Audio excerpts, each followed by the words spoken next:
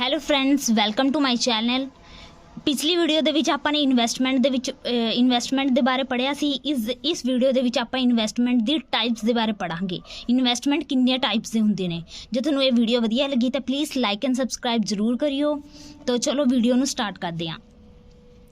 ਠੀਕ ਹੈ ਜੀ। ਨਿਵੇਸ਼ ਮੁੱਖ ਰੂਪ ਨਾਲ ਦੋ ਪ੍ਰਕਾਰ ਦੇ ਹੁੰਦੇ ਨੇ। ਵੈਸੇ ਇਨਵੈਸਟਮੈਂਟ ਜੋ ਹੈ ਕਈ ਪ੍ਰਕਾਰ ਦੇ ਹੁੰਦੇ ਨੇ, ਪਰ ਇੱਥੇ ਚਾਰ ਟਾਈਪਸ ਦਸੀਆਂ ਹੋਈਆਂ ਨੇ ਤੁਹਾਡੇ ਬੁੱਕ ਦੇ ਵਿੱਚ। ਤਾਂ ਆਪਾਂ ਫਿਲਹਾਲ ਚਾਰ ਡਿਸਕਸ ਕਰਦੇ ਹਾਂ ਕੀ ਨੇ। ਪ੍ਰੇਰਿਤ ਨਿਵੇਸ਼ ਅਤੇ ਸਵੈਚਲਿਤ ਨਿਵੇਸ਼। ਠੀਕ ਹੈ, ਤਾਂ ਚਲੋ ਪਹਿਲਾ ਫਸਟ ਜੋ ਹੈ ਪ੍ਰੇਰਿਤ ਨਿਵੇਸ਼, ਇੰਡਿਊਸ ਇਨਵੈਸਟਮੈਂਟ। ਇੰਗਲਿਸ਼ ਦੇ ਵਿੱਚ ਵੀ ਤੁਸੀਂ ਯਾਦ ਰੱਖਿਆ ਕਰੋ, ਕਿਉਂਕਿ ਜ਼ਿਆਦਾਤਰ ਨਾ ਇੰਗਲਿਸ਼ ਦੇ ਵਿੱਚ ਐਸੇ ਵਰਡ ਆਸਾਨ ਹੁੰਦੇ ਨੇ ਯਾਦ ਕਰਨੇ, ਅਤੇ ਤੁਸੀਂ ਉਹਨਾਂ ਨੂੰ ਅੱਛੇ ਤਰੀਕੇ ਨਾਲ ਸਮਝ ਵੀ ਲਓਗੇ ਤਾਂ ਹੋਰ ਕਿਤੇ ਵੀ ਕਿਸੇ ਵੀ ਲੈਂਗੁਏਜ ਦੇ ਵਿੱਚ ਤੁਸੀਂ ਜਿਹੜੇ ਹੈਗੇ ਨੇ ਇੰਡਿਊਸ ਇਨਵੈਸਟਮੈਂਟ ਜੋ ਤੁਸੀਂ ਸਿੱਖ ਸਕਦੇ ਹੋ, ਮਤਲਬ ਪਤਾ ਚੱਲ ਜੂ ਵੀ ਇਹ ਕਿਹੜਾ ਇਨਵੈਸਟਮੈਂਟ ਆ। ਇੰਡਿਊਸ ਇਨਵੈਸਟਮੈਂਟ ਕੀ ਹੁੰਦਾ ਗਾ? ਪ੍ਰੇਰਿਤ ਨਿਵੇਸ਼ ਉਹ ਨਿਵੇਸ਼ ਹੈ ਜੋ ਆਮਦਨ ਅਤੇ ਲਾਭ ਦੀ ਮਾਤਰਾ 'ਤੇ ਡਿਪੈਂਡ ਕਰਦਾ ਗਾ। ਆਪਾਂ ਨੂੰ ਪਿਛਲੀ ਵੀਡੀਓ ਦੇ ਵਿੱਚ ਪੜ੍ਹਿਆ ਸੀ ਜੋ ਇਨਵੈਸਟਮੈਂਟ ਹੈ ਉਹ ਦੋ ਚੀਜ਼ਾਂ 'ਤੇ ਡਿਪੈਂਡ ਕਰਦਾ। ਇੱਕ ਤਾਂ ਕਿਹੜਾ ਪ੍ਰੋਫਿਟ, ਰੇਟ ਆਫ ਪ੍ਰੋਫਿਟ ਦੇ ਉੱਤੇ, ਜਾਂ ਫਿਰ ਕਹਿ ਲਓ ਉਹਨੂੰ MEC ਮਤਲਬ ਕਿ ਮਾਰਜਨਲ ਐਫੀਸ਼ੀਐਂਸੀ ਆਫ ਕੈਪੀਟਲ। ਠੀਕ ਹੈ ਜੀ। ਔਰ ਦੂਸਰਾ ਕਿਹਦੇ 'ਤੇ ਡਿਪੈਂਡ ਕਰਦਾ? ਰੇਟ ਆਫ ਇੰਟਰਸਟ ਦੇ ਉੱਤੇ। ਠੀਕ ਹੈ। ਹੁਣ ਇਹ ਕਹਿੰਦੇ ਨੇ ਕਿ ਇਹ ਵਾਲਾ ਜੋ ਨਿਵੇਸ਼ ਹੈ ਇੰਡਿਊਸ ਇਨਵੈਸਟਮੈਂਟ ਹੈ, ਇਹ ਆਮਦਨ ਅਤੇ ਲਾਭ ਦੀ ਮਾਤਰਾ 'ਤੇ ਨਿਰਭਰ ਕਰਦਾ ਹੈ। ਕਿਵੇਂ? ਦੇਖੋ ਇੰਡਿਊਸ ਇਨਵੈਸਟਮੈਂਟ ਕਿਵੇਂ ਕੀ ਇੰਡਿਊਸ ਇਨਵੈਸਟਮੈਂਟ। ਠੀਕ ਹੈ ਜੀ। ਇਹਦੇ ਵਿੱਚ ਤੁਹਾਡੀ ਮੰਨ ਲਓ ਆਮਦਨ ਜ਼ਿਆਦਾ ਆ ਔਰ ਤੁਹਾਨੂੰ ਪ੍ਰੋਫਿਟ ਵੀ ਜ਼ਿਆਦਾ ਹੋ ਰਿਹਾ। ਠੀਕ ਹੈ, ਪ੍ਰੋਫਿਟ ਵੀ ਜ਼ਿਆਦਾ ਔਰ ਇਨਕਮ ਵੀ ਜ਼ਿਆਦਾ ਆ, ਤਾਂ ਤੁਸੀਂ ਕੀ ਕਰੋਗੇ? ਇਨਵੈਸਟਮੈਂਟ ਜੋ ਹੈ ਉਹਨੂੰ ਕੀ ਕਰੋਗੇ? ਵਧਾ ਦੋਗੇ। ਠੀਕ ਹੈ। ਅਗਰ ਜੇ ਮੰਨ ਲਓ ਪ੍ਰੋਫਿਟ ਘੱਟ ਹੈ ਔਰ ਤੁਹਾਡੀ ਇਨਕਮ ਵੀ ਹਲੇ ਹੈ ਨਹੀਂ, ਘੱਟ ਹੈ, ਤਦ ਵੀ ਤੁਸੀਂ ਕੀ ਕਰੋਗੇ? ਇਨਵੈਸਟਮੈਂਟ ਕੀ ਕਰ ਦੋਗੇ? ਘਟਾ ਦੋਗੇ। ਠੀਕ ਹੈ ਜੀ। ਇਸ ਲਈ ਹਮੇਸ਼ਾ ਯਾਦ ਰੱਖਿਓ ਇੰਡਿਊਸ ਇਨਵੈਸਟਮੈਂਟ ਉਹ ਹੁੰਦਾ ਹੈ ਜੋ ਲਾਭ ਦੀ ਦਰ ਉੱਤੇ ਜਾਂ ਆਮਦਨ ਦੇ ਉੱਤੇ ਡਿਪੈਂਡ ਕਰਦਾ ਗਾ। ਠੀਕ ਹੈ ਜੀ। ਹੁਣ ਦੇਖੋ ਇਹਦੇ ਪੰਜਾਬੀ ਦੇ ਵਿੱਚ ਵਰਡ ਨੂੰ ਧਿਆਨ ਨਾਲ ਦੇਖੋ ਕੀ ਲਿਖਿਆ ਹੈ? ਪ੍ਰੇਰਿਤ ਨਿਵੇਸ਼। ਪ੍ਰੇਰਿਤ ਯਾਨੀ ਜਿਹਦੇ ਤੋਂ ਪ੍ਰੇਰਿਤ ਹੁੰਦਾ ਗਾ, ਕਿਹਦੇ ਤੋਂ? ਲਾਭ ਤੋਂ ਪ੍ਰੇਰਿਤ ਹੁੰਦਾ ਵੀ ਤੁਸੀਂ ਭਾਈ ਇਨਵੈਸਟਮੈਂਟ ਕਰੋ, ਇਨਵੈਸਟਮੈਂਟ ਤੁਹਾਨੂੰ ਲਾਭ ਮਿਲੂ, ਲਾਭ ਤਾਂ ਤੁਸੀਂ ਕੀ ਕਰੋਗੇ? ਇਨਵੈਸਟਮੈਂਟ ਕਰੋਗੇ। ਠੀਕ ਹੈ। ਜਦੋਂ ਲਾਭ ਜ਼ਿਆਦਾ ਹੋਊਗਾ ਨਾ ਤਾਂ ਜਿਹੜਾ ਇਨਵੈਸਟਮੈਂਟ ਕੀਤਾ ਜਾਊਗਾ ਉਸ ਇਨਵੈਸਟਮੈਂਟ ਨੂੰ ਆਪਾਂ ਕੀ ਨਾਮ ਦੇਵਾਂਗੇ? Induce investment. ਠੀਕ ਹੈ। ਆਮਦਨ ਅਤੇ ਲਾਭ ਦੇ ਵਧਣ ਦੀ ਸੰਭਾਵਨਾ ਨਾਲ ਇਹ ਵਾਧਾ ਹੈ, ਸਮਝੇ? ਯਾਨੀ ਕਿ ਜਦੋਂ ਸੰਭਾਵਨਾ ਹੁੰਦੀ ਹੈ ਕਿ ਤੁਹਾਡੀ ਆਮਦਨ ਵੀ ਵਧੂਗੀ, ਤੁਹਾਨੂੰ ਲਾਭ ਵੀ ਬਹੁਤ ਹੋਊਗਾ, ਯਾਨੀ ਤੁਹਾਡਾ ਮਾਲ ਵਿਕ ਜੂਗਾ। ਜਦੋਂ ਤੁਸੀਂ ਇਨਵੈਸਟਮੈਂਟ ਕਰੋਗੇ, ਇਨਵੈਸਟਮੈਂਟ ਕਰਨ ਨਾਲ ਜਿਹੜਾ ਵੀ ਪ੍ਰੋਡਕਸ਼ਨ ਕਰੋਗੇ ਤਾਂ ਤੁਹਾਡਾ ਮਾਲ ਵਿਕ ਜੂਗਾ, ਤੁਹਾਨੂੰ ਆਮਦਨ ਹੀ ਆਮਦਨ ਪ੍ਰਾਪਤ ਹੋਊਗੀ, ਤਾਂ ਤੁਸੀਂ ਉਸ ਹਾਲਤ ਦੇ ਵਿੱਚ ਕੀ ਕਰੋਗੇ? ਇਸ ਇਨਵੈਸਟਮੈਂਟ ਨੂੰ ਕਰੋਗੇ। ਇਸ ਵਿੱਚ ਹੋਣ ਵਾਲੀ ਕਮੀ ਦੀ ਸੰਭਾਵਨਾ ਵਿੱਚ ਇਹ ਘਟ ਜਾਂਦੀ ਹੈ। ਜਦ ਤੁਹਾਨੂੰ ਸੰਭਾਵਨਾ ਹੋਊਗੀ ਕਿ ਨਹੀਂ ਲਾਭ ਹੋਊਗਾ ਹੀ ਨਹੀਂ, ਤਾਂ ਤੁਹਾਡਾ ਇਹ ਇਨਵੈਸਟਮੈਂਟ ਕੀ ਹੋਊਗਾ? ਘਟ ਜਾਊਗਾ। ਠੀਕ ਹੈ। ਇੰਡਿਊਸ ਇਨਵੈਸਟਮੈਂਟ ਪਤਾ ਚੱਲ ਗਿਆ। ਤੁਸੀਂ ਨਾਮ ਤੋਂ ਹੀ ਸਮਝੋ, ਇੰਡਿਊਸ ਮਤਲਬ ਜਿਹਦੇ ਤੋਂ ਤੁਸੀਂ ਇੰਡਿਊਸ ਹੁੰਦੇ ਹੋ, ਪ੍ਰੇਰਿਤ ਹੁੰਦੇ ਹੋ। ਠੀਕ ਹੈ ਜੀ। ਹੁਣ ਦੂਸਰੀ ਉਹ ਕੀ ਹੈ ਟਾਈਪਸ ਕਿਹੜੀ ਹੈ? ਸਵੈਚਲਿਤ ਨਿਵੇਸ਼। ਔਰ ਇੱਕ ਹੋਰ ਗੱਲ ਦੱਸਦਾ, ਇੰਡਿਊਸ ਇਨਵੈਸਟਮੈਂਟ ਕੌਣ ਕਰਦਾ ਆ? ਇੰਡਿਊਸ ਇਨਵੈਸਟਮੈਂਟ ਜੋ ਲੋਕ, ਨਿੱਜੀ ਲੋਕ ਨੇ, ਪ੍ਰਾਈਵੇਟ ਸੈਕਟਰ ਨੇ, ਉਹ ਕਰਦੇ ਨੇ। ਹੁਣ ਪ੍ਰਾਈਵੇਟ ਸੈਕਟਰ ਕਿਹੜੇ ਹੁੰਦੇ ਨੇ? ਪ੍ਰਾਈਵੇਟ ਸੈਕਟਰ ਜਿਹੜੇ ਲੋਕ ਆਪਣਾ ਉਦਯੋਗ ਖੁਦ ਚਲਾਉਂਦੇ ਨੇ, ਜਿਹਦੇ ਵਿੱਚ ਸਰਕਾਰ ਦੀ ਦਖਲ ਅੰਦਾਜ਼ੀ ਨਹੀਂ ਹੁੰਦੀ। ਠੀਕ ਹੈ ਜੀ। ਉਹ ਹੁੰਦੀ ਹੈ ਇੰਡਿਊਸ ਇਨਵੈਸਟਮੈਂਟ, ਔਰ ਇਸ ਕਰਕੇ ਉਹ ਪ੍ਰੋਫਿਟ 'ਤੇ ਡਿਪੈਂਡ ਕਰਦੀ ਆ। ਔਰ ਅਗਲਾ ਹੈ ਸਵੈਚਲਿਤ ਨਿਵੇਸ਼। ਇਹਨੂੰ ਇੰਗਲਿਸ਼ ਦੇ ਵਿੱਚ ਕਹਿੰਦੇ ਆ ਆਟੋਨੋਮਸ ਇਨਵੈਸਟਮੈਂਟ। ਹੁਣ ਦੇਖੋ ਕੀ ਆ ਸਵੈ ਮਤਲਬ ਆਪਣੇ ਆਪ ਹੀ। ਠੀਕ ਹੈ। ਚਲਿਤ ਮਤਲਬ ਆਪਣੇ ਆਪ ਹੀ ਚੱਲਦਾ ਰਹਿੰਦਾ ਇਨਵੈਸਟਮੈਂਟ। ਠੀਕ ਹੈ ਜੀ। ਔਰ ਇੰਗਲਿਸ਼ ਦੇ ਵਿੱਚ ਦੇਖੋ ਆਟੋ ਮਤਲਬ ਆਪਣੇ ਆਪ ਹੀ। ਆਪਾਂ ਆਟੋਨੋਮਸ ਮਤਲਬ ਆਪਣੇ ਆਪ ਹੀ ਇਹ ਇਨਵੈਸਟਮੈਂਟ ਮਤਲਬ ਕਿ ਵੱਧਦਾ ਹੈ। ਇਹ ਜਿਹੜਾ ਇਨਵੈਸਟਮੈਂਟ ਹੈ ਇਹਦੀ ਖਾਸੀਅਤ ਇਹ ਹੈ ਕਿ ਇਹ ਜੋ ਪ੍ਰੋਫਿਟ ਹੈ ਪ੍ਰੋਫਿਟ 'ਤੇ ਡਿਪੈਂਡ ਨਹੀਂ ਕਰਦਾ ਗਾ। ਠੀਕ ਹੈ। ਉਹ ਪ੍ਰਾਈਵੇਟ ਸੈਕਟਰ ਦੇ ਜਿਹੜੇ ਨੇ ਉਹ ਕਰਦੇ ਨੇ, ਔਰ ਇਹ ਜਿਹੜਾ ਇਨਵੈਸਟਮੈਂਟ ਹੈ ਇਹ ਕੌਣ ਕਰਦਾ? ਗਵਰਨਮੈਂਟ ਕਰਦੀ ਹੈ। ਠੀਕ ਹੈ ਜੀ। ਸਵੈਚਲਿਤ ਨਿਵੇਸ਼ ਉਹ ਨਿਵੇਸ਼ ਹੈ ਜੋ ਆਮਦਨ ਦੇ ਪੱਧਰ ਵਿੱਚ ਹੋਣ ਵਾਲੇ ਪਰਿਵਰਤਨਾਂ ਤੋਂ ਸੁਤੰਤਰ ਹੁੰਦਾ ਹੈ, ਸਮਝੇ? ਯਾਨੀ ਕਿ ਜੋ ਆਮਦਨ ਵਿੱਚ ਪਰਿਵਰਤਨ ਹੋਊਗੀ ਜਾਂ ਆਮਦਨ ਵਧੂਗੀ ਜਾਂ ਘਟੂਗੀ, ਉਹਦੇ ਤੋਂ ਬਿਲਕੁਲ ਫ੍ਰੀ ਹੁੰਦਾ ਬਿਲਕੁਲ, ਉਹ 'ਤੇ ਡਿਪੈਂਡ ਹੀ ਨਹੀਂ ਕਰਦਾ, ਸਮਝੇ? ਉਸ ਉੱਤੇ ਲਾਭ ਦੀ ਸੰਭਾਵਿਤ ਦਰ ਦਾ ਕੋਈ ਵੀ ਪ੍ਰਭਾਵ ਨਹੀਂ ਪੈਂਦਾ। ਯਾਨੀ ਇਹ ਵਾਲੀ ਇਨਵੈਸਟਮੈਂਟ ਦੇ ਵਿੱਚ ਨਾ ਤਾਂ ਡਿਪੈਂਡ ਕਰਦੀ ਆ ਤੁਹਾਡੀ ਇਨਕਮ ਕਿੰਨੀ ਆ, ਨਾ ਹੀ ਡਿਪੈਂਡ ਕਰਦਾ ਤੁਹਾਨੂੰ ਲਾਭ ਕਿੰਨਾ ਹੋ ਰਿਹਾ, ਸਮਝੇ? ਇਹਨਾਂ ਤੋਂ ਫ੍ਰੀ ਹੁੰਦਾ ਗਾ ਉਹ। ਅਸਲ ਦੇ ਵਿੱਚ ਸਵੈਚਲਿਤ ਨਿਵੇਸ਼ ਉਹ ਨਿਵੇਸ਼ ਹੈ ਜੋ ਸਰਕਾਰ ਰਾਹੀਂ ਅਰਥ ਵਿਵਸਥਾ ਵਿੱਚ ਕੁੱਲ ਮੰਗ ਨੂੰ ਵਧਾਉਣ ਲਈ ਕੀਤਾ ਜਾਂਦਾ ਹੈ। ਸਮਝੇ ਇੱਥੇ ਕੀ ਆ, ਅਸਲ ਦੇ ਵਿੱਚ ਸਵੈਚਲਿਤ ਨਿਵੇਸ਼ ਕੀ ਹੁੰਦਾ ਗਾ, ਉਹ ਨਿਵੇਸ਼ ਹੁੰਦਾ ਜੋ ਸਰਕਾਰ ਦੁਆਰਾ, ਕਿਵੇਂ ਕਿਹਾ ਸੀ ਨਾ, ਗਵਰਨਮੈਂਟ ਦੁਆਰਾ ਕੀਤਾ ਜਾਂਦਾ ਗਾ। ਠੀਕ ਹੈ, ਗਵਰਨਮੈਂਟ ਦੁਆਰਾ ਕੀਤਾ ਜਾਂਦਾ ਗਾ। ਇਹ ਕਿਉਂ ਕੀਤਾ ਜਾਂਦਾ, ਤਾਂ ਜੋ ਕੁੱਲ ਮੰਗ ਨੂੰ ਵਧਾ ਸਕੇ। ਠੀਕ ਹੈ ਜੀ। ਹੁਣ ਕਈ ਥਾਵਾਂ ਤੇ ਨਾ ਕੀ ਹੁੰਦਾ ਕਿ ਕਈ ਥਾਵਾਂ ਤੇ ਨਾ ਐਸੇ ਹਾਲਾਤ ਆ ਜਾਂਦੇ ਨੇ ਕਿ ਮੰਗ ਜਿਹੜੀ ਆ ਘਟ ਜਾਂਦੀ ਹੈ। ਕਿਉਂ ਮੰਗ ਘਟ ਜਾਂਦੀ ਹੋਊਗੀ, ਕਿਉਂਕਿ ਮੰਦੀ ਦੇ ਹਾਲਾਤ ਆ ਜਾਂਦੇ। ਮੰਦੀ ਦੇ ਹਾਲਾਤ ਦੇ ਵਿੱਚ ਲੋਕ ਕੀ ਕਰਦੇ ਨੇ, ਲੋਕਾਂ ਕੋਲ ਪੈਸੇ ਨਹੀਂ ਹੁੰਦੇ ਤੇ ਉਹ ਇਨਵੈਸਟਮੈਂਟ ਵੀ ਨਹੀਂ ਕਰਦੇ, ਉਹਨਾਂ ਹੀ ਖਰਚੇ ਕਰਦੇ ਨੇ। ਤਾਂ ਸਰਕਾਰ ਜਿਹੜੀ ਹੈ ਉਸ ਹਾਲਤ ਦੇ ਵਿੱਚ ਇਹ ਵਾਲੀ ਇਨਵੈਸਟਮੈਂਟ ਕਰਦੀ ਹੈ ਜਿਹਦੇ ਨਾਲ ਉਹ ਕੀ ਕਰ ਸਕੇ, ਕੁੱਲ ਮੰਗ ਨੂੰ ਵਧਾ ਸਕੇ। ਤਾਂ ਕੁੱਲ ਮੰਗ ਕੀ ਹੁੰਦੀ ਆ, ਇਕੱਲੇ ਵਿਅਕਤੀ ਦੇ ਮੰਗਾਂ ਦਾ ਜੋੜ ਹੁੰਦਾ ਗਾ ਕੁੱਲ ਮੰਗ। ਠੀਕ ਹੈ ਜੀ। ਜਦੋਂ ਕੁੱਲ ਮੰਗ ਦਾ ਪੱਧਰ ਕੁੱਲ ਪੂਰਤੀ ਦੇ ਪੱਧਰ ਤੋਂ ਘੱਟ ਹੋ ਜਾਂਦਾ ਹੈ, ਠੀਕ ਹੈ ਜੀ, ਕੀ ਕਹਿੰਦੇ ਨੇ, ਕੁੱਲ ਮੰਗ ਦਾ ਪੱਧਰ ਯਾਨੀ ਕਿ ਟੋਟਲ ਡਿਮਾਂਡ। ਠੀਕ ਹੈ ਜੀ, ਟੋਟਲ ਡਿਮਾਂਡ ਨੂੰ ਏਡੀ ਕਹਿੰਦੇ ਨੇ, ਸੌਰੀ ਏਡੀ। ਠੀਕ ਹੈ ਜੀ, ਟੋਟਲ ਡਿਮਾਂਡ। ਠੀਕ ਹੈ ਜੀ। ਇਹਦੇ ਵਿੱਚ ਕੀ ਹੁੰਦਾ ਗਾ, ਐਗਰੀਗੇਟ ਡਿਮਾਂਡ ਇਹਨੂੰ ਕਹਿੰਦੇ ਆ। ਠੀਕ ਹੈ ਜੀ, ਐਗਰੀਗੇਟ ਡਿਮਾਂਡ ਯਾਨੀ ਟੋਟਲ ਡਿਮਾਂਡ ਜੋ ਹੈ ਉਹ ਘਟ ਜਾਂਦੀ ਹੈ। ਕਿਹਦੇ ਨਾਲੋਂ ਘਟ ਜਾਂਦੀ ਹੈ, AS ਨਾਲੋਂ ਘਟ ਜਾਂਦੀ ਹੈ। AS ਕੀ ਹੈ, ਟੋਟਲ ਸਪਲਾਈ, ਐਗਰੀਗੇਟ ਸਪਲਾਈ। ਠੀਕ ਹੈ ਜੀ। ਠੀਕ ਹੈ, AS ਨਾਲੋਂ ਘਟ ਜਾਂਦੀ ਹੈ। AD ਕੀ ਹੈ, ਜਦੋਂ AS ਨਾਲੋਂ ਘੱਟ ਹੋ ਜਾਂਦੀ ਹੈ, ਇਹ ਵਾਲੀ ਚੀਜ਼ ਜਿਹੜੀ ਹੈ ਉਹ ਘੱਟ ਹੋ ਜਾਂਦੀ ਹੈ। ਸਮਝੇ, ਡਿਮਾਂਡ ਘਟ ਜਾਂਦੀ ਹੈ ਤਾਂ ਸਰਕਾਰ ਇਸ ਹਾਲਤ ਦੇ ਵਿੱਚ ਡਿਮਾਂਡ ਨੂੰ ਵਧਾਉਣ ਦੇ ਲਈ ਸਵੈਚਲਿਤ ਨਿਵੇਸ਼ ਕਰਦੀ ਹੈ, ਆਟੋਨੋਮਸ ਇਨਵੈਸਟਮੈਂਟ ਕਰਦੀ ਹੈ। ਠੀਕ ਹੈ। ਬ੍ਰੈਕਟ ਦੇ ਵਿੱਚ ਦੇਖੋ ਕੀ ਲਿਖਿਆ ਹੈ, ਸਿੱਟੇ ਵਜੋਂ ਜਦੋਂ ਕੀਮਤ ਪੱਧਰ ਘਟ ਜਾਂਦਾ ਹੈ, ਸਿੱਟੇ ਵਜੋਂ ਕੀਮਤ ਪੱਧਰ ਘਟ ਹੋ ਜਾਂਦਾ ਹੈ, ਯਾਨੀ ਜਦੋਂ ਕੀਮਤ ਪੱਧਰ ਯਾਨੀ ਕਿ ਵਸਤੂਆਂ ਦੀਆਂ ਜਿਹੜੀਆਂ ਕੀਮਤਾਂ ਨੇ ਉਹ ਘਟਣ ਲੱਗ ਜਾਂਦੀਆਂ ਨੇ ਤਾਂ ਲਾਭ ਦੀ ਦਰ ਵੀ ਘਟ ਹੋ ਜਾਂਦੀ ਹੈ। ਤਾਂ ਹੁਣ ਦੇਖੋ, ਮੰਨ ਲਓ ਕੋਈ ਫੈਕਟਰੀ ਵਾਲਾ ਕੋਈ ਪ੍ਰੋਡਕਸ਼ਨ ਕਰਦਾ, ਠੀਕ ਹੈ, ਉਹਨੂੰ ਐ ਹੁੰਦਾ ਗਾ ਕਿ ਚਲੋ ਉਹਨੇ ਇੱਕ ਪ੍ਰਾਈਸ ਸੋਚਿਆ ਹੁੰਦਾ ਕਿ ਇਹ ਪ੍ਰਾਈਸ ਦੇ ਉੱਤੇ ਵੇਚੂੰਗਾ ਤਾਂ ਮੈਨੂੰ ਇੰਨਾ ਪ੍ਰੋਫਿਟ ਹੋਊਗਾ। ਹੁਣ ਕੀ ਹੁੰਦਾ, ਮਾਰਕੀਟ ਦੇ ਵਿੱਚ ਨਾ ਵਿਕ ਨਹੀਂ ਰਿਹਾ ਸਮਾਨ। ਠੀਕ ਹੈ, ਤਾਂ ਸਮਾਨ ਨਹੀਂ ਵਿਕੂਗਾ ਤਾਂ ਜਿਹੜੇ ਉਦਮੀ ਨੇ ਉਹਨਾਂ ਕੋਲ ਕੀ ਹੋ ਜਾਊਗਾ, ਸਟਾਕ ਹੋ ਜਾਊਗਾ। ਤਾਂ ਸਟਾਕ ਨੂੰ ਕਹਿਣਗੇ ਯਾਰ ਸਟਾਕ ਨਾਲੋਂ ਤਾਂ ਬਿਹਤਰ ਹੀ ਹੈ ਕਿ ਆਪਾਂ ਕੀ ਕਰੀਏ, ਥੋੜਾ ਰੇਟ ਘਟਾ ਦਈਏ। ਤਾਂ ਉਹ ਰੇਟ ਘਟਾ ਦੇਣਗੇ ਤਾਂ ਇਹਦੇ ਨਾਲ ਕੀ ਹੋਊਗਾ, ਕੀਮਤ ਪੱਧਰ ਘਟ ਜਾਊਗਾ। ਠੀਕ ਹੈ, ਕੀਮਤ ਪੱਧਰ ਘਟਣ ਦੇ ਨਾਲ ਉਹਨੂੰ ਲਾਭ ਵੀ ਨਹੀਂ, ਪਹਿਲਾਂ ਜਿੰਨਾ ਲਾਭ ਪ੍ਰਾਪਤ ਹੁੰਦਾ ਸੀ ਉਹਨਾਂ ਦਾ ਨਹੀਂ ਲਾਭ ਪ੍ਰਾਪਤ ਹੋਊਗਾ। ਤਦ ਕੀ ਹੋਊਗਾ, ਕਹੂਗਾ ਯਾਰ ਸਾਡੇ ਕੋਲ ਤਾਂ ਸਟਾਕ ਵੀ ਪਏ ਨੇ ਔਰ ਜਿਹੜੀ ਵਸਤੂਆਂ ਦਾ ਪ੍ਰਾਈਸ ਵੀ ਘੱਟ ਕਰਤਾ ਸਾਨੇ, ਹੁਣ ਸਾਨੂੰ ਲਾਭ ਵੀ ਨਹੀਂ ਮਿਲ ਰਿਹਾ। ਤਾਂ ਕੀ ਕਰਨਗੇ, ਜਿਹੜੇ ਮਜ਼ਦੂਰ ਹੋਣਗੇ ਉਹਨਾਂ ਨੂੰ ਕੀ ਕਰਨਗੇ, ਕੰਮ ਤੋਂ ਨਿਕਾਲ ਦੇਣਗੇ। ਫਿਰ ਉਹ ਜਿਹੜੇ ਬੇਰੁਜ਼ਗਾਰ ਮਜ਼ਦੂਰ ਹੋਣਗੇ ਉਹ ਕੀ ਹੋਣਗੇ, ਉਹਨਾਂ ਕੋਲ ਆਮਦਨ ਨਹੀਂ ਹੋਊਗੀ ਤਾਂ ਹੋਰ ਡਿਮਾਂਡ ਘਟ ਜਾਵੇਗੀ। ਇਹ ਕੀ ਹੁੰਦਾ, ਦੇਖੋ ਧਿਆਨ ਨਾਲ ਸਮਝੋ। ਦੇਖੋ, ਮੰਨ ਲਓ ਇੱਕ ਉਦਮੀ ਹੈ, ਠੀਕ ਹੈ ਜੀ, ਐਂਟਰਪ੍ਰੇਨਿਓਰ ਹੈ। ਠੀਕ ਹੈ, ਐਂਟਰਪ੍ਰੇਨਿਓਰ ਹੈ, ਉਹ ਕੀ ਕਰਦਾ ਗਾ, ਉਹ ਸੋਚਦਾ ਗਾ ਕਿ ਜੋ ਮੈਂ ਸਮਾਨ ਜੋ ਬਣਾਇਆ ਗਾ ਉਹ ਮੈਂ 100 ਰੁਪਏ ਦੇ, ਮਤਲਬ ਐਵੇਂ ਇੱਕ ਉਹ ਲਗਾ ਲਓ, ਅਜ਼ਿਊਮ ਕਰ ਲਓ ਕਿ 100 ਰੁਪਏ ਦੇ ਦਾਮ ਉੱਤੇ ਮੈਂ, ਮਤਲਬ ਉਹ ਪ੍ਰੋਡਿਊਸ ਜਿਹੜਾ ਕਰਦਾ ਵਸਤੂਆਂ ਨੂੰ ਕਿੰਨੀਆਂ ਪ੍ਰੋਡਿਊਸ ਕਰਦਾ ਗਾ, ਮੰਨ ਲਓ 50 ਪ੍ਰੋਡਿਊਸ ਕਰਦਾ ਗਾ। ਠੀਕ ਹੈ, 50 ਚੀਜ਼ਾਂ ਨੂੰ ਪ੍ਰੋਡਿਊਸ ਕਰਦਾ ਗਾ। ਉਹ 50 ਚੀਜ਼ਾਂ ਨੂੰ ਸੋਚਦਾ ਕਿ ਉਹ 50 ਚੀਜ਼ਾਂ 100 ਰੁਪਏ ਦੇ ਉੱਤੇ ਵਿਕ ਜਾਣਗੀਆਂ। ਠੀਕ ਹੈ, ਤਾਂ ਯਾਨੀ ਕਿ ਉਹਨੂੰ ਕਿੰਨਾ ਆਮਦਨ ਹੋ ਜੂਗੀ, 5000 ਰੁਪਏ। ਠੀਕ ਹੈ, 5000 ਕਿਉਂਕਿ ਪ੍ਰਾਈਸ ਇਨਟੂ ਕੁਆਂਟਿਟੀ। ਇਹ ਕੀ ਆ, ਕੁਆਂਟਿਟੀ ਹੈ। ਕੁਆਂਟਿਟੀ ਮਤਲਬ ਮਾਤਰਾ ਔਰ ਪ੍ਰਾਈਸ ਕੀ ਆ, 100। ਠੀਕ ਹੈ, ਇਹਨੂੰ ਜਦੋਂ ਆਪਾਂ ਮਲਟੀਪਲਾਈ ਕਰ ਦਾਂਗੇ ਤਾਂ ਆਪਾਂ ਕੋਲ ਕੀ ਆ ਜੂਗੀ, ਇਨਕਮ ਆ ਜੂਗੀ। ਠੀਕ ਹੈ, ਉਹ ਸੋਚਦਾ ਕਿ 5000 ਮਿਲ ਜੂਗੀ। ਹੁਣ ਕੀ ਹੋ ਰਿਹਾ, ਲੋਕ ਜਿਹੜੇ ਨੇ ਨਾ ਉਹ ਸਮਾਨ ਖਰੀਦ ਨਹੀਂ ਰਹੇ। ਕਿਉਂ ਨਹੀਂ ਖਰੀਦ ਰਹੇ, ਕਿਉਂਕਿ ਉਹਨਾਂ ਕੋਲ ਨਾ ਜਾਂ ਤਾਂ ਪੈਸੇ ਨਹੀਂ ਹੋਗੇ ਜਾਂ ਮੰਦੀ ਦੀ ਹਾਲਾਤ ਹੋਗੀ ਜਾਂ ਫਿਰ ਉਹ ਜ਼ਿਆਦਾ ਸੇਵਿੰਗ ਕਰ ਰਹੇ ਹੋਣਗੇ। ਠੀਕ ਹੈ ਜੀ, ਤਾਂ ਉਸ ਹਾਲਤ ਦੇ ਵਿੱਚ ਜਿੱਥੇ ਉਹਨੇ ਐਂਟਰਪ੍ਰੇਨਿਓਰ ਨੇ 50 ਵਸਤੂਆਂ ਬਣਾਈਆਂ ਹੋਣਗੀਆਂ ਤਾਂ ਹੁਣ ਉਹ 100 ਰੁਪਏ ਉੱਤੇ ਵਿਕਣ ਦੀ ਬਜਾਏ ਕਿੰਨੇ ਵਿੱਚ ਵਿਕ ਰਹੀਆਂ ਹੋਣਗੀਆਂ। ਜੇ ਮੰਨ ਲਓ ਉਹਨੇ ਰੇਟ ਘਟਾ ਕੇ 80 ਰੁਪਏ ਕਰਤਾ ਤਾਂ ਜਦੋਂ ਇਹ ਦੋਨਾਂ ਨੂੰ ਮਲਟੀਪਲਾਈ ਕਰਾਂਗੇ 40। ਠੀਕ ਹੈ ਜੀ, ਤੇ ਕਿੰਨਾ ਆ ਗਿਆ, 4000। ਕਿੱਥੇ 5000 ਇਨਕਮ ਹੁੰਦੀ, ਹੁਣ ਕਿੱਥੇ ਇੰਨੀ ਹੋ ਰਹੀ ਆ। ਤਾਂ ਉਹ ਹੁਣ ਕੀ ਹੋ ਰਿਹਾ, ਉਹਨੇ ਉਦਮੀ ਨੇ ਰੇਟ ਕਿਉਂ ਘਟਾਇਆ, ਰੇਟ ਇਸ ਕਰਕੇ ਘਟਾਇਆ ਕਿਉਂਕਿ ਹੁਣ ਮਾਲ ਵਿਕ ਨਹੀਂ ਰਿਹਾ ਸੀ ਤਾਂ ਸਟਾਕ ਦੇ ਵਿੱਚ ਉਹਦੇ ਪਿਆ ਰਹਿੰਦਾ। ਸਟਾਕ ਮਤਲਬ ਜਿਹੜਾ ਮਾਲ ਵਿਕਦਾ ਨਹੀਂ ਹੁੰਦਾ ਨਾ ਤਾਂ ਉਹ ਸਟਾਕ 'ਚ ਪਿਆ ਰਹਿੰਦਾ ਗਾ।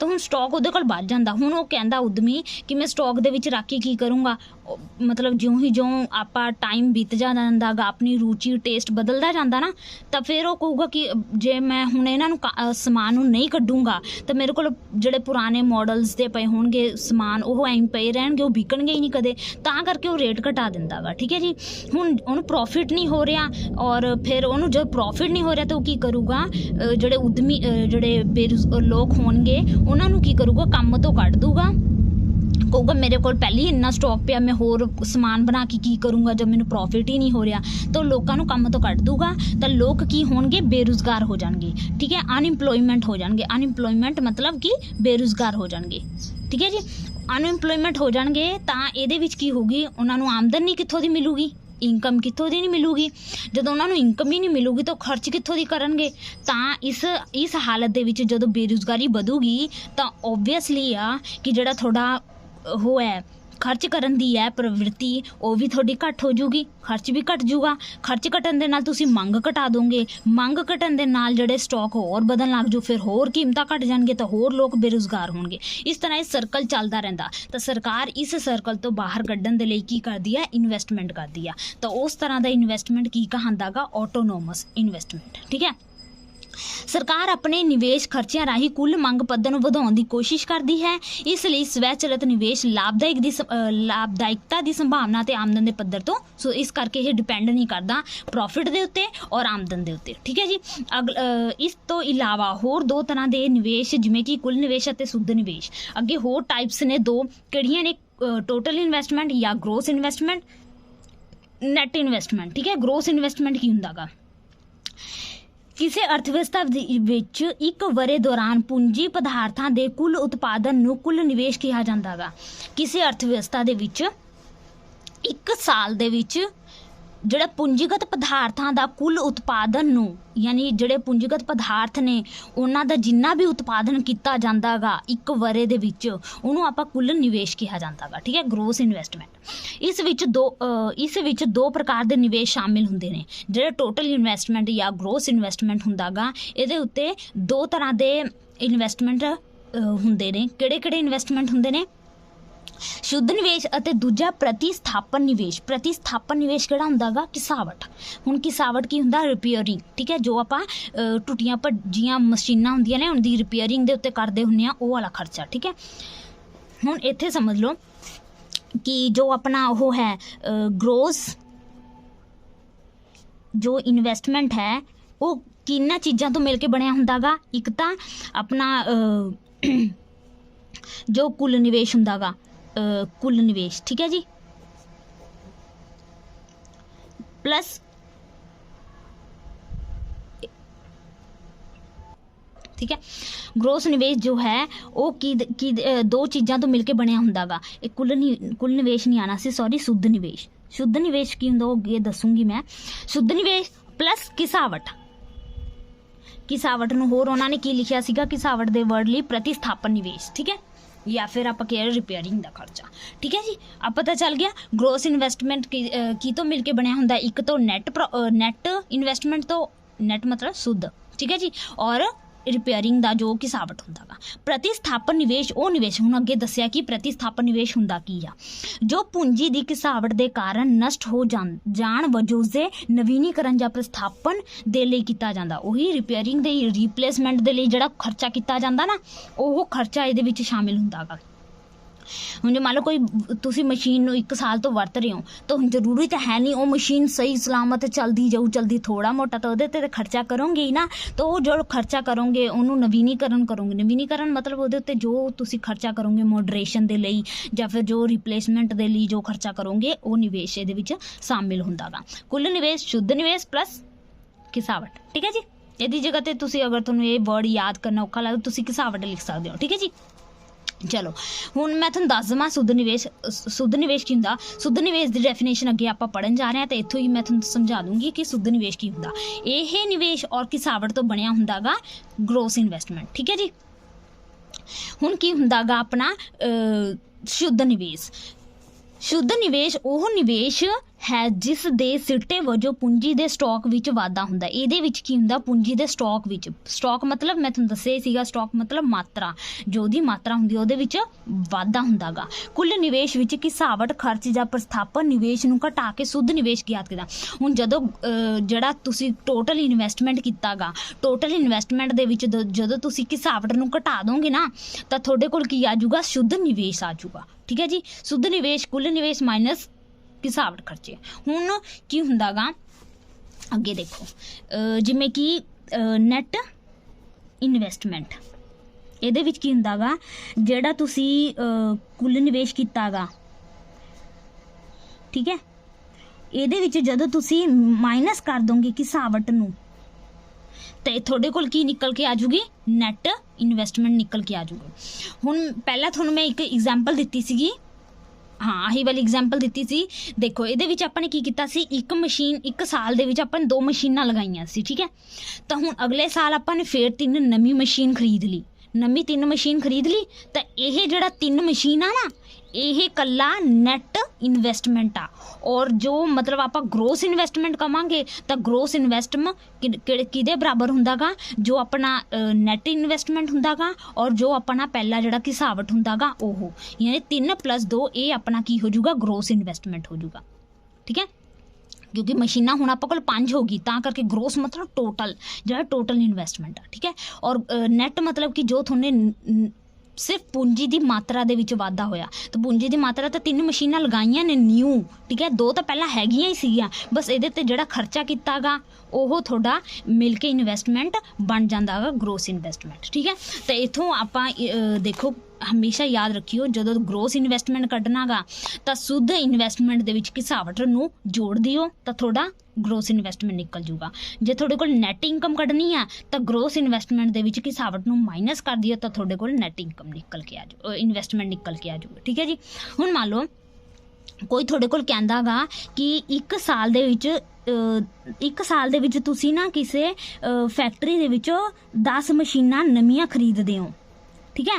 ਤਾਂ ਨਵੀਆਂ ਖਰੀਦਦੇ ਹੋ ਔਰ ਪਹਿਲਾਂ ਤੋਂ ਹੀ ਜਿਹੜਾ ਉਸ ਫੈਕਟਰੀ ਦੇ ਵਿੱਚ 5 ਮਸ਼ੀਨਾਂ ਪਈਆਂ ਨੇ, ਤਾਂ ਕੁੱਲ ਨਿਵੇਸ਼ ਪਤਾ ਕਰੋ, ਠੀਕ ਹੈ। ਐਵੇਂ ਮਤਲਬ ਛੋਟਾ ਜਿਹਾ ਕੁਐਸਚਨ ਤੁਹਾਨੂੰ ਮੈਂ ਪਾਉਂਦੀ ਹਾਂ ਰਿਵੀਜ਼ਨ ਦੇ ਲਈ। ਤਾਂ ਕੀ ਹੋ ਜਾਊਗਾ, ਪਹਿਲਾਂ ਦਾ ਜੋ ਨਵੀਂ ਮਸ਼ੀਨਾਂ ਜਿਹੜੀਆਂ ਲਗਾਈਆਂ ਹਨ ਕਿੰਨੀਆਂ ਨੇ, ਨੈਟ ਇਨਵੈਸਟਮੈਂਟ ਕਿੰਨਾ ਆ, ਨੈਟ ਇਨਵੈਸਟਮੈਂਟ ਉਹ ਆਪਣਾ ਹੈਗਾ ਆ 10, ਠੀਕ ਹੈ ਜੀ, ਇਹ ਆਪਣਾ 10 ਆ। ਪਹਿਲਾਂ ਜਿਹੜਾ ਸੀਗਾ ਯਾਨੀ ਕਿ ਘਿਸਾਵਟ ਕਹਿ ਲਓ, ਯਾਨੀ ਕਿ ਇਹਦੇ ਉੱਤੇ ਰਿਪੇਅਰਿੰਗ ਦਾ ਵੀ ਤਾਂ ਖਰਚਾ ਤੁਸੀਂ ਕੀਤਾ ਹੀ ਹੋਊਗਾ, ਤਾਂ ਇਹ ਵੀ ਖਰਚਾ ਜੁੜ ਜੂਗਾ। ਯਾਨੀ ਕਿ ਇਹ ਪਹਿਲਾਂ ਦੀ ਮਸ਼ੀਨਾਂ ਜਿਹੜੇ ਘਿਸਾਵਟ ਦੇ ਕਾਰਨ ਹੋਈਆਂ ਨੇ ਇਹਦੇ ਉੱਤੇ ਖਰਚਾ, ਤਾਂ ਇਹ ਕੀ ਨੇ, 5 ਨੇ। 5 ਮਸ਼ੀਨਾਂ ਦੇ ਉੱਤੇ ਰਿਪੇਅਰਿੰਗ ਦਾ ਖਰਚਾ ਪਿਆ ਹੋਊਗਾ, ਠੀਕ ਹੈ, ਉਹਦੇ 'ਤੇ ਜਿਹੜਾ ਖਰਚਾ ਕੀਤਾ ਹੋਊਗਾ, ਤਾਂ ਇਹ ਟੋਟਲ ਤੁਹਾਡਾ ਮਤਲਬ ਇਨਵੈਸਟਮੈਂਟ ਕੀ ਹੋ ਜਾਊਗਾ, 15, ਠੀਕ ਹੈ ਜੀ। ਹੁਣ ਅਗਰ ਜੇ ਇਹੀ ਆਪਾਂ ਨੇ ਨੈਟ ਇਨਵੈਸਟਮੈਂਟ ਕੱਢਣੀ ਹੋਵੇ ਤਾਂ ਆਪਾਂ ਕੀ ਕਰਾਂਗੇ, ਹੁਣ ਨੈਟ ਇਨਵੈਸਟਮੈਂਟ ਕੱਢਣ ਦੇ ਲਈ ਆਪਾਂ ਕੀ ਕਰਾਂਗੇ, ਜੋ ਆਪਣਾ ਗਰੋਸ ਇਨਵੈਸਟਮੈਂਟ ਹੈ 15 ਹੈ ਨਾ, 15 ਦੇ ਵਿੱਚ ਜਦੋਂ ਆਪਾਂ ਘਿਸਾਵਟ ਨੂੰ ਮਾਈਨਸ ਕਰ ਦਾਂਗੇ ਤਾਂ ਕਿੰਨਾ ਆ ਗਿਆ, 10 ਆ ਗਿਆ ਨਾ ਨੈਟ ਇਨਕਮ, ਠੀਕ ਹੈ ਜੀ।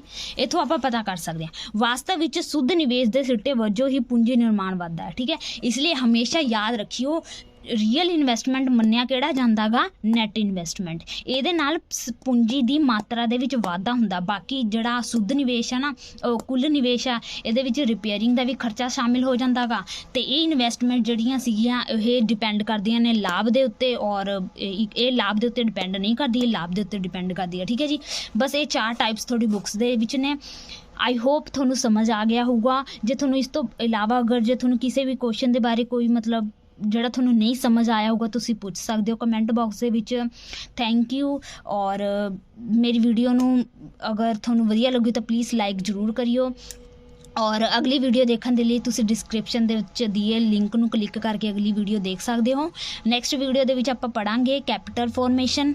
ਅੱਜ ਦੇ ਲਈ ਇੰਨੀ। Thank you.